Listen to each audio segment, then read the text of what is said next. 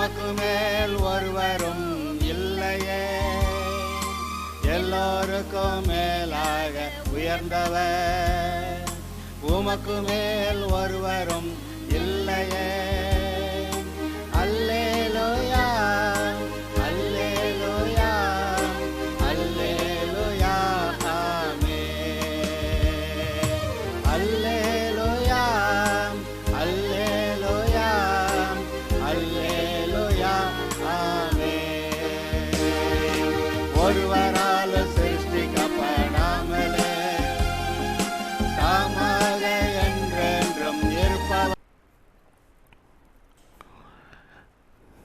கடந்த செய்தியிலே உங்களுடைய மனதிலே மனசாட்சியிலே கடவுள் பேசுகிறாரே, உங்களுடைய மனதுக்கு எல்லா விவரமும் தெரியுமே, உங்களுடைய வாழ்க்கையை பற்றிய சகல காரியங்களும் உங்களுடைய மனதிலே ஞாபகம் இருக்கிறதே.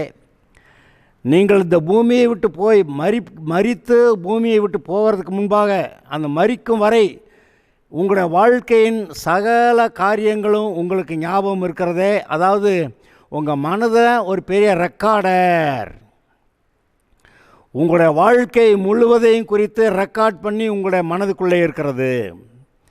அதே போல் கடவுளும் நம்முடைய வாழ்க்கையை குறித்து ஒரு பெரிய ரெக்கார்டிங் அங்கே வைத்திருக்கிறார். அதனால தான் அந்த ஞாபக புஸ்தகத்தை பார்த்து, அதான் அந்த ரெக்கார்டிங் பார்த்து நம்முடைய மனசில் ரெக்கார்டிங் இருக்க எல்லாம் கரெக்டாக ஒத்து போகும். அங்கே போய் எந்த ஒரு மனுஷனும் பொய் பேச முடியாது, நான் அப்படியெல்லாம் செய்யலை. நம்ம அவனவனுடைய மனமே அந்தந்த காரியங்களை சொன்னதை செய்ததை அது ஞாபகம் வைத்திருக்கிறது. அவரவருடைய மனமே அவரவருடைய மனதை அப்படி இல்லைன்னு சொல்லி நிராகரிக்க முடியாது. இப்போ ஒரு திருடலைன்னு சொல்லலாம், மற்றவங்கிட்ட சொல்லலாம், ஆனால் தன்னுடைய மனசாட்சிக்கே சொல்லிடுவானாவே. தன்னுடைய மனசாட்சிக்கு அவன் சொல்ல முடியாது. தன்னுடைய மனசாட்சிக்கே தெரியும் இவன் யார் என்ன இல்லை, ஆதி முதல் அந்த வரைக்கும் தெரியும். ஆதலால் எந்த ஒரு மனுஷனும் தன்னுடைய மனசாட்சியை ஏமாற்ற முடியாது, வஞ்சிக்க முடியாது. அதை எதாவது சில பகுதியில் அழிச்சிடலாம் அப்படின்லாம் அழிக்க முடியாது. எல்லா மனிதருடைய இருதயத்திலும் மனதிலே ஒரு மனசாட்சி மனம் இருக்கிறது. அந்த மனம் ஒரு பெரிய ரெக்கார்டிங் இன்ஸ்ட்ருமெண்ட்டு. எல்லாத்தையும் ரெக்கார்ட் பண்ணி நீங்கள் பார்த்தது கேட்டது, நீங்கள் வாழ்க்கையில் செஞ்சது செய்யாது எல்லாமே சகலமும் அங்கே ரெக்கார்ட் ஆகிறது. ஒரு தீமையான காரியம் வருது, நான் வேண்டான்னு சொல்லி வந்துட்டேன், அது ரெக்கார்ட் ஆகுது. ஒரு நல்ல காரியம் வந்துச்சு, நான் செஞ்சேன், அது ரெக்கார்ட் ஆகுது. தீமையான காரியம் எனக்கும் ஆசையாக இருந்துச்சு, நானும் போய் செஞ்சேன், அது ரெக்கார்ட் ஆகுது. நல்ல காரியம் செஞ்சால் ரைட்டு, சில சமயத்தில் செய்யலை, அதுவும் ரெக்கார்ட் ஆகுது. எல்லாமே உங்களுடைய மனதில் ரெக்கார்ட் ஆகிறது. இப்போ நான் உங்கள்கிட்ட கேட்குறேன், சில சமயத்தில் நீங்கள் ஏதோ ஒரு சூழ்நிலையில் ஒரு ஒரு ஒரு மோட்டார் சைக்கிள் பஞ்சருங்க, அல்லது அந்த காற்று போயிடுச்சு, இல்லை வேறு ஏதோ ஒரு அதான் அங்கே ரோட்டில் உட்காந்து கிடக்கிறான் ஒரு ஆள், ஒரு குடும்பமே உட்காந்து கிடக்கு.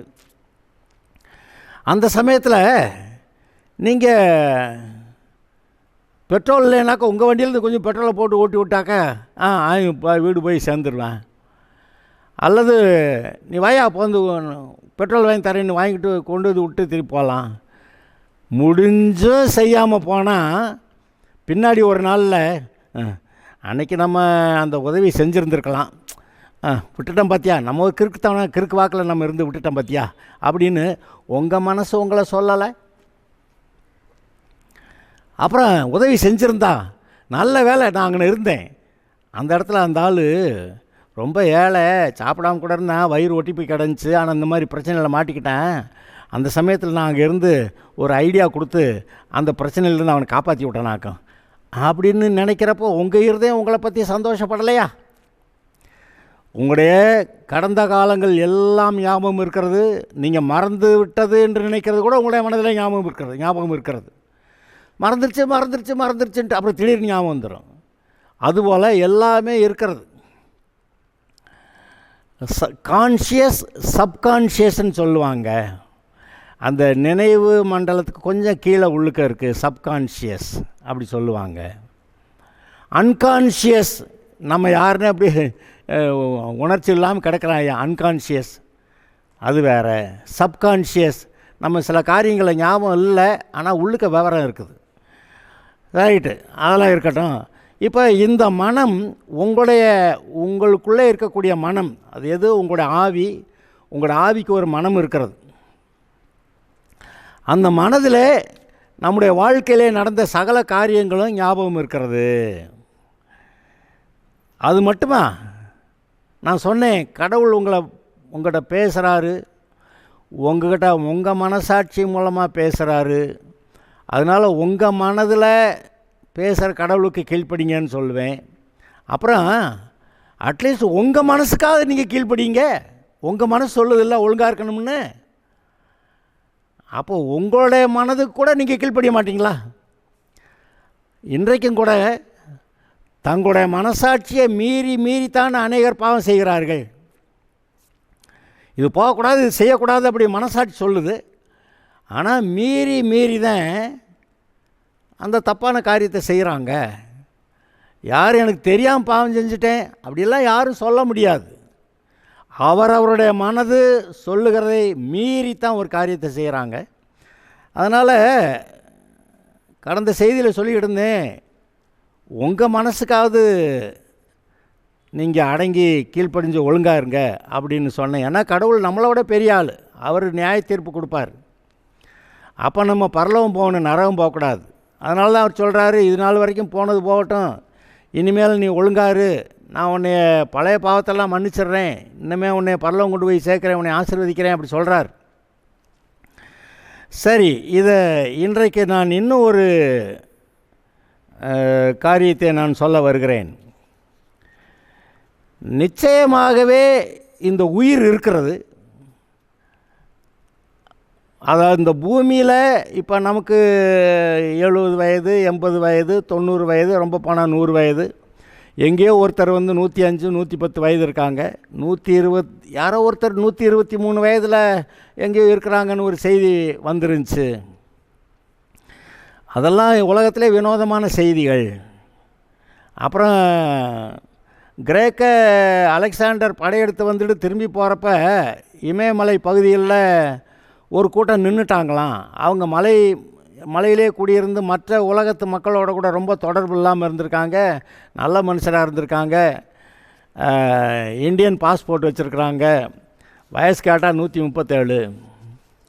137 அந்த ஆள் ஏர்போர்ட்டில் ஒரு ஊருக்கு போயிட்டு திரும்பி ஊருக்கு போகிறத கவனிக்கல, திரும்பி வர்றப்ப கவனிக்கல. டேட் ஆஃப் பர்த் இருக்கும் அங்கே. அதை திரும்பி வந்துட்டு வெளியே போகிறப்ப அந்த அந்த ஆஃபீஸார் கண்டுபிடிச்சிட்டாரன், ஏய் கொண்டு வா அப்படின்னு. அந்த இது பாஸ்போர்ட்டை வாங்கி பார்த்தா 137 வருஷம் வருது. என்னடா நீ நிஜமாக தானா? ஆமாம். எங்கடா குடியிருக்க? இந்த ஊர் அட்ரஸை பாரு, இது பாரு இந்தியன் பாஸ்போர்ட் தானே அப்படின்னு சொல்லி இந்த மலை பகுதிகளில் குடியிருக்கிற ஒரு கூட்டம் இருக்காங்களா, அந்த கிரேக்க தேசத்துலேருந்து திரும்பி போக முடியாமல் தேங்கி போனவங்க. அந்த மலைகளில் ரொம்ப அக்கிரமங்கள்லாம் பண்ணுறதுக்கு வாய்ப்பு இல்லை போல். அதனால் அவங்க கொஞ்சம் நீண்ட நாள் வாழ்கிறாங்க.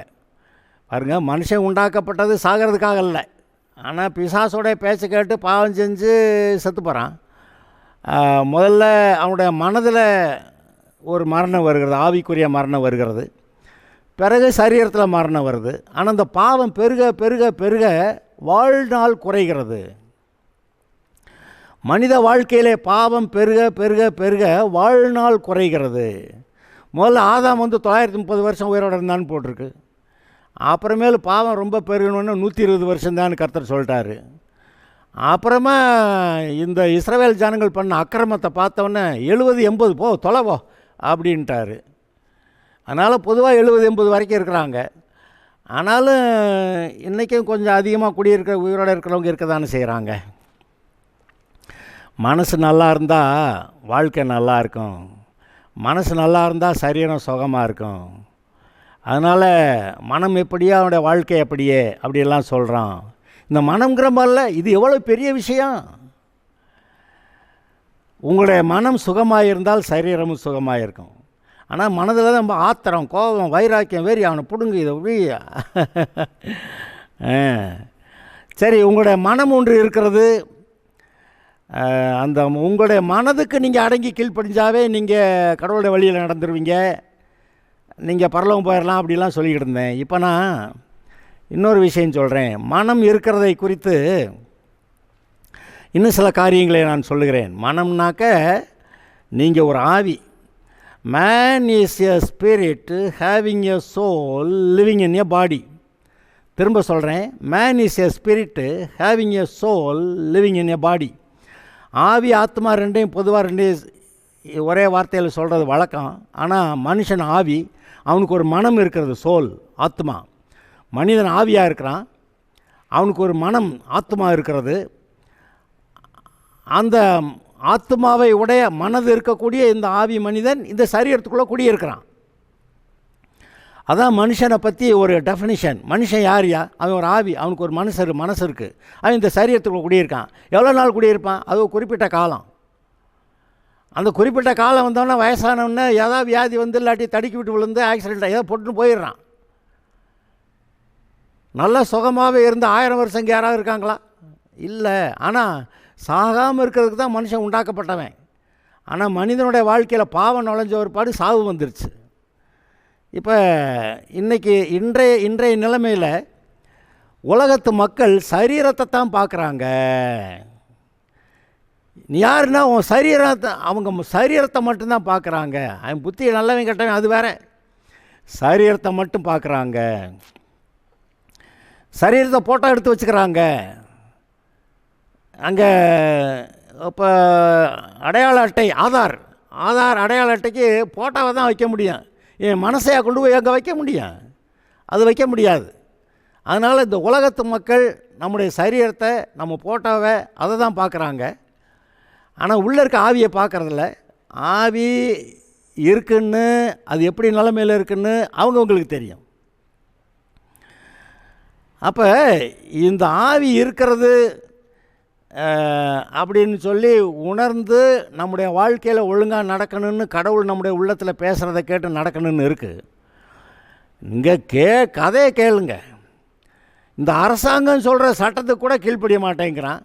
அப்புறம் மனதில் கடவுள் சொல்கிற சட்டத்துக்காக கீழ்ப்படுகிறான். கடவுள் ஒரு சட்டத்திட்டம் வச்சுருக்கிறார். நீ ஏன் பிள்ளைன்னா என்னுடைய ராஜ்யத்தில் நீ இப்படி தான் இருக்கணும், ஒழுங்காக இருக்கணும் அப்படி சொல்கிறார். ஆனால் அது போக நம்ம இந்த பூமியில் இருக்கக்கூடிய அரசாங்கம், இப்போ நம்ம தமிழ்நாடு அரசாங்கம், இந்திய அரசாங்கம், இது ஒரு சட்டம் போட்டிருக்கு. அந்த சட்டத்துக்கு நம்ம கீழ்ப்படிஞ்சு நடக்கணும்.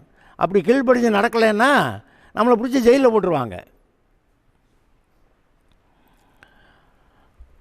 அது வேற. ஆனால் மனதில் கடவுள் பேசிகிட்டு இருக்கிறாரே, இந்த மனசாட்சியில் பேசுகிற கடவுள், நீ ஆவியாக இருக்கிற மனுஷன்ட்ட மனசாட்சியில் கடவுள் பேசுகிறாரு. அவர் ஒரு சட்டம் போட்டிருக்கிறாரு. என் பிள்ளைன்னா இப்படி தான் ஒழுங்காக இருக்கணும், அன்பாக நல்லவர்களாக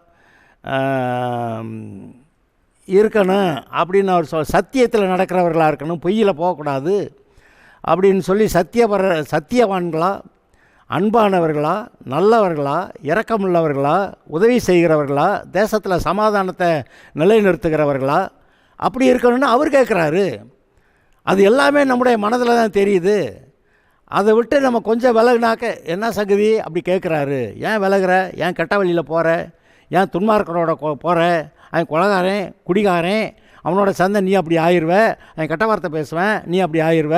அந்த பயலுக்கு படிக்க மாட்டாங்க, அவனோட சந்தை நீயும் படிக்க மாட்ட. யாருடைய மனசில் இதெல்லாம் தெரியலை. அப்போ கடவுள் நம்முடைய உள்ளத்தில் பேசுகிறாரு. ஆனாலும் இந்த திமிர் பிடித்த மனிதர்கள், நான் எனக்கு சொந்தம், நம்ம உண்மையிலே கடவுளுக்கு தான் சொந்தம். ஏன்னா அவர் தான் நம்மளை உண்டாக்குனார். நான் நமக்கு சொந்தம் இல்லை. இப்போ உங்கள் பெற்றோர் இருக்கிறாங்க, நான் ஏன் இஷ்டப்படி தான் நடப்பேன். பெற்றோர் சொல்லுவாங்க அடங்கியிரு அப்படின்னு சொல்லுவாங்க. அதுபோல் நம்மை உண்டாக்கின கடவுள் நம்ம அவருக்கு தான் சொந்தம். அவர் நம்முடைய உள்ளத்தில் பேசுகிறாரு, ஒழுங்காருன்னு சொல்கிறாரு.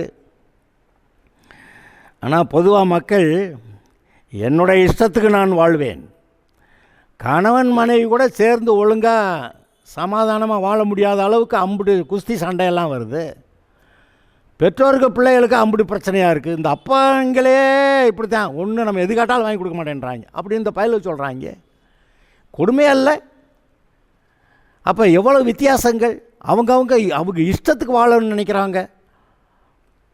ஒரு இப்போ ரோடு ரூல்ஸ், இடது பக்கம் போகணும், இவ்வளோ ஸ்பீடில் தான் போகணும், அப்புறம் நைட்டில் போனால் லைட் போட்டு போகணும், அங்கே போலீஸ்காரர் நிற்பார், அவர் நில்லுன்னா நிற்கணும், அப்புறம் அவருக்கு சமைக்க கொடுத்த ஒரு பாடு தான் நம்ம போகணும், இல்லை ரெட் லைட் க்ரீன் லைட் வரும், அது க்ரீன் லைட் வந்த ஒரு பாடு தான் போகணும், அப்படியெல்லாம் நமக்கு தெரியுது. ஆனால் சிவப்பு லைட் இருக்கா, இன்னும் கொஞ்சம் நேரம் ஆகும்ல, இப்போ ஒன்றும் ஆள் இல்லை, விசிக்கிட்டு போயிடலாமா, ஆசையெல்லாம் இருக்குது, போகக்கூடாது. அப்போ இருதயத்திலே உங்களுடைய மனசு சொல்கிறத நீங்கள் மீறுறீங்க.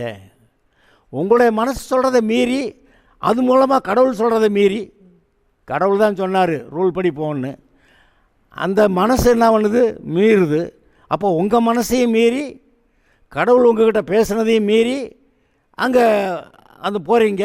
அப்புறம் எங்கேயா மாட்டிக்கிட்டா அப்புறம் அனுபவிக்கணும். இதை கவனிங்க. இந்த மீறுகிற இருதயமுள்ள மனுஷர் உள்ளத்தில் அடங்கி இருக்க மாட்டேன், ஏன் இஷ்டத்துக்கு இருப்பேன், நான் அப்படி தான் வேகமாக ஓட்டுவேன். சிலர் வண்டி ஓட்டுவாங்க பாருங்கள், பட்டா பட்டா பட்டா பட்டா பட்டான்னு பக்கத்தில் இருக்க காதெல்லாம் கிழிஞ்சிரும். அப்படி மோட்டர் சைக்கிள் வச்சுருக்குறாங்க. அது என்னவோ தெரில, அவங்களுக்கு நல்லா இருக்குது. சில ஸ்பீட்ஸ்டர்ஸ் இருக்கிறாங்க, வேகமாக வண்டி ஓட்டுற ஆளுங்க, யாருக்கும் தெரியாமல் நம்ம போய் வேகமாக ஓட்டலான்னு. சென்னையில் சில அந்த நல்ல ரோடுகள் இருக்குது, திருகுனா போகும் வண்டி 120 130 150 வண்டி போகிற வண்டியை வாங்கி வச்சுக்கிட்டு அப்படி வேகமாக ஓட்டுற ஆளுங்க பயங்க போகிறானுங்க. அப்பா அம்மாவுக்கு உயிர் வந்து போய்கிட்டு இருக்குது, இப்படி போகிறானே வந்து சேருவானான்னு. ஆனால் இவங்களுக்கு இளங்கன்று பயமறியாதுன்னு. ஆனால் அந்த ஸ்பீட் லிமிட்டை தாண்டினாவே உங்கள் பாதுகாப்பு உங்கள்கிட்ட இல்லை. திடீர்னு ஒரு நாய் குறுக்க போகும், அப்படித்தான் நாய் அது பாட்டுக்கு போயிடும், நீங்கள் எங்கேயாவது உருண்டை விழுந்து கிடக்கணும். அதான் நான் சொல்கிறேன், உங்கள் மனசு கேட்குறபடி, உங்கள் மனசு சொல்கிறபடி அடங்கி நிதானமான வேகத்தில் போனால் நீங்கள் பத்திரமா வீடு போய் சேருவீங்க, வீட்டில் போய் தூங்கலாம். நீங்கள் அவசரப்பட்டு வேகமாக புருன்னு போனாக்க வீடு போய் சேருவீங்களா, ரோட்டில் படுத்து தூங்குவீங்களா, அது உங்களுக்கே தெரியாது. அப்போ இதில் இவ்வளவு விவரங்களை பேசக்கூடிய மனம், இவ்வளவு விவரங்களை இந்த மனதுக்குள்ளே தான் கடவுள் பேசுகிறாரு. நீங்கள் உங்கள் மனதை மீறி ஒரு தப்பான காரியத்தை செய்கிறீங்க. அப்போது உங்கள் மனதையும் மீறுறீங்க, உங்களோட உள்ளத்தில் பேசின கடவுளுடைய வார்த்தையும் மீறுறீங்க, அப்புறம் தான் இந்த தப்பான காரியத்தை செய்கிறீங்க. சரி, எவ்வளோ காலத்துக்கு நீங்கள் இந்த மாதிரி அப்படி வேகமாக அப்படியெல்லாம் போக முடியும்? அப்புறமேலு வாலிப வயதில் அப்படி இப்படின்னு இருந்த ஆளுகள்லாம் வயதான ஒரு பாடு, தம்பி என்னை கொண்டு போய் இந்த ரோட்டுக்கு அங்கிட்டு விட்டுருப்பா அப்படின்னு யாரையா கேட்டு சொல்கிற வயசான ஆளில் பார்க்குறீங்களா? ஆனால் அவங்க வாலிப முறுக்கில் அவங்க எப்படி இருந்திருப்பாங்க? நீங்கள் வாலிப வயதில் அப்படி எவ்வளோ முறுக்கோடு இருக்கிறன்னு நினைக்கிறீங்களே, நாளைக்கு உங்கள் நிலைமை இப்படி தாங்கிறத உங்களுக்கு மறந்து போச்சா? நினச்சி பார்க்குறது இல்லையா? சரி, இதாவது இவங்க வயதான ஆளுங்க இருக்கிறாங்க, இந்த கிளை வந்து குச்சியை ஊனிக்கிட்ட, தம்பி கொஞ்சம் கொண்டு போய் அங்கிட்டு விட்டுருப்பா அப்படின்னாக்க சரி கொண்டு போய் விடுவீங்க. ஆனால் அது வாலிப முறுக்கில் எவ்வளோ அப்படி ஸ்டைலாக நடந்திருக்கும், ஒய்யாரமாக பார்த்துருக்கோம், ஒய்யாரமாக நடந்திருக்கும், கண்களை மறுட்டி பார்த்துருக்கோம். இப்போ எங்கேயா அதெல்லாம் காணா? என்ன ஆச்சு? அவ்வளவு ஆட்டமும் அடங்குதா இல்லையா ஒரு நாளில்? அதனால் உங்கள் ஆள் பாடி வச்சான்ல ஒரு ஆள், ஆடிய ஆட்டம் என்ன, பேசிய வார்த்தை என்ன, தேடிய செல்வம் என்ன, புரிந்ததோ குற்றம் என்ன, கூடுவிட்டு ஆவி போனால் கூடவே வருகிறது என்ன. டாயின் டாயின் டாயின்னு மணி அடிக்குது. அப்புறம் வீடு வரை உறவு, வீதி வரை மனைவி, காடு வரை பிள்ளை, கடைசி வரை யாரோ, கடைசி வரை யாரோ. வேறு ஒருத்தர் வரமாட்டாங்க ஐயா. ஆனால் உங்களோட நீ பிறந்ததுலேருந்து உங்களோட பேசி வழி நடத்தி ஒழுங்காருன்னு சொல்லிக்கிட்டே வந்த கடவுள் நீ பொட்டுன்னு போகிறப்பவும் அங்கே தான் இருக்கிறாரு. உன் கூடையே வந்து சாக வரைக்கும், ஒரு மனிதன் சாக வரைக்கும் நீ ஒழுங்காரு ஒழுங்காரு ஒழுங்காருன்னு சொல்லிக்கிட்டே வந்த. எங்கே நம்முடைய மனதில் தான் பேசினார். இந்த மனுஷன் தன்னுடைய மனதை மீறி, தன்னுடைய மனதுக்குள்ளே பேசி நம்மளை வழிநடத்துகிற கடவுளுடைய வார்த்தையை மீறி ஆட்டம் போட்டு, ஆனால் ஒரு நாள் ஆட்டம் அடங்குகிறது.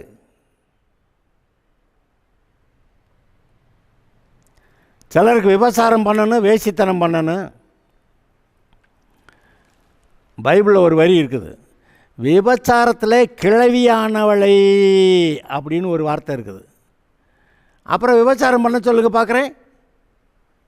வாலிப முறுக்கில் விபச்சாரம் இன்பமாக இருக்குது, அப்படி இருக்குது இப்படி இருக்குது, எப்படி வேணாலும் வாழலாம், அப்படி வாழலாம், ரைட்டு.